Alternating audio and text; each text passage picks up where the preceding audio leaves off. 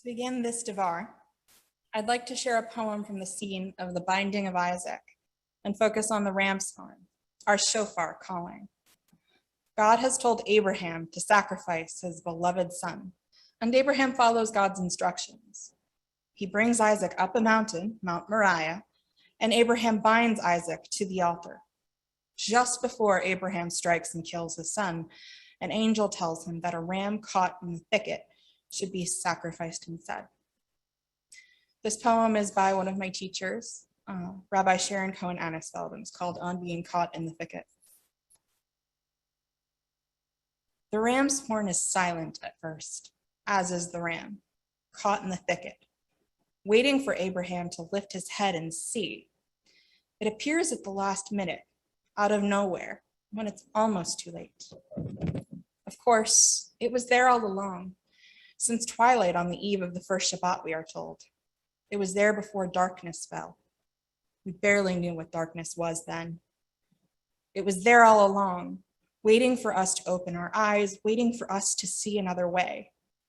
It's not just our stubbornness that blinds us. Sometimes it's the commanding voice of faith. Sometimes it's the commanding voice of despair.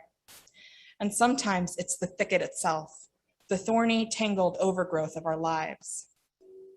It's not that we're blind, we're just busy, schlepping the wood, tending the fire, building the altar, trying to quiet the children, trying to answer their questions, even though God knows we can't answer our own. Up until the angel calls out and Abraham looks up until the ram suddenly appears, caught in the thicket. The trajectory of the story, the tragic momentum of the story seems irresistible, irreversible, inevitable. The sacrifice has to be offered. The child will have to die. This is the power of the ram's horn. It beckons us back to this moment in the story. No longer silent, it calls us back to the ram from which it came and asks us, think about the thicket of your own life. What possibilities have you not seen? Think about a story you are telling yourself, whose outcome you think you already know. What alternatives have you not noticed? And then think about the path we are all on together. The altars at the end of the road, the children we love, but seem prepared to sacrifice. Look up, listen. Incline your heart, your ear to the bent, hollow ram's horn, through which human breath becomes a summons and a blast. What might we hear? How might we respond? I love that poem. On the first source sheet I received in my first lesson, or shiur, at Hebrew College 2 years ago, the president of the college, Rabbi Sharon Cohen Anisfeld, read this poem, which she had written. We were beginning to study and reflect in preparation for the high holidays. As you might guess by the fact that I started with this recollection, this lesson, it stuck with me. And I wanted to use the sources we talked about then. It feels like 2 very long years ago. My question is this: how do we understand a shofar's call? In Judaism, of course, there are many sources, many connections, and many ways to see such an important and central symbol. But in that lesson with Rabbi Cohen Anisfeld, we discussed one important way to listen to the shofar's call, specifically as the call of a mother grieving, the sound of her cries. In one telling, these are Sarah's cries as she hears about Isaac's ordeal. In Pirkei de Eliezer, in the telling of this midrash, it explains, Samel, or the troublemaker, was angry that he hadn't been able to fulfill his heart's desire and stop Abraham from fulfilling the test of the Akedah. So what did he do? He went and said to Sarah, "Hey, Sarah, have you heard what's been happening in the world?" She said, "No."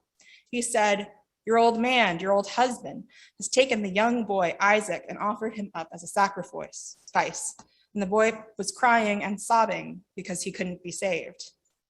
Immediately, she began to cry and sob. She cried 3 cries, corresponding to the 3 tikkiot of the shofar, 3 sobs corresponding to the 3 short sobbing sounds, and her soul flew away and she died. Abraham, oh gosh, no, don't do this to me.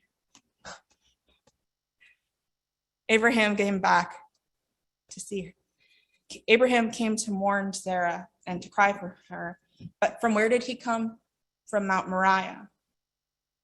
Interestingly, this connection between a mother grieving her child is not limited to Sarah grieving her loss, or in other midrashim, the potential loss of her son.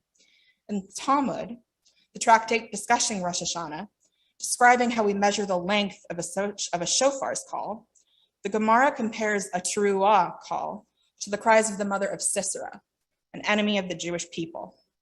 He is a Canaanite military commander who was killed in the beginning of Judges, who is a thorn in the Jewish people's side, to say the least.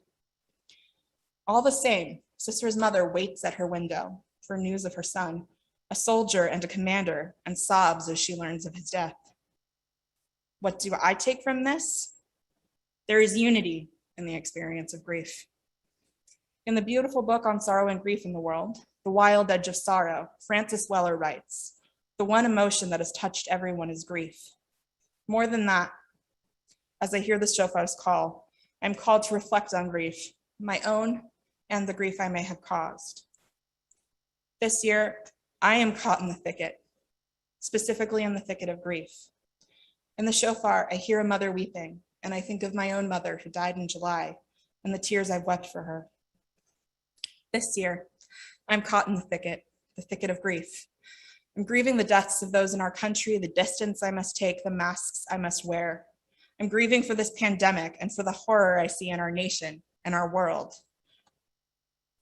In his book, Francis Weller also says, "There is something familiar about the rising and falling of loss, how it takes us below the surface of our lives and works on us in some alchemical way. We are remade in times of grief, broken apart and reassembled. It is hard, painful, unbidden work. No one goes in search of loss. Rather, it finds us and reminds us of the temporary gift we have been given, these few sweet breaths called life. We continue to struggle, continue to grieve, continue to lose. I know that I thought perhaps things might be in person this year, like this service. I thought that maybe I could go back to school with wearing a mask, that I could eat inside with my friends, that perhaps I could relax, feel a little less vigilant, and feel safe. Instead, I feel my own broken heart, like the broken heart of the world with cracks running through it. I am caught in the thicket. So how can I move on from this? What possibilities have I not seen? Where might I be like Abraham, causing harm but blinded by faith? Where might I be like Sarah, whose own pain and protectiveness of her son and position led her to cast out Hagar? Where might I need to be with my pain to see it? And like Sister's mother, who waits by a window for her son to come home, what am I waiting for right now? The next piyut, which I will lead, is called Achot Kitana, or Little Sister. As a younger sister who was a daughter and granddaughter of younger sisters, I love it dearly. This piyut calls and wails about the curses of the year to beg that they will end, and eventually asks for the blessings of the new year to begin. We can look backward, and then we can look forward.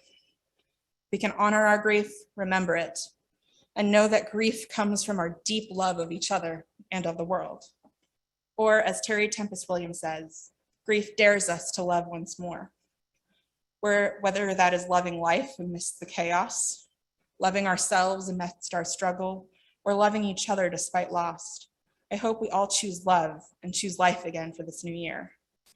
For even as the shofar can remind us of loss, it reminds us of hope and revelation, the ram's horn that was sounded at Mount Sinai when we as a community received revelation from God. Joy and light are here in the world with us, if we can dare ourselves to love again. Shana Tova.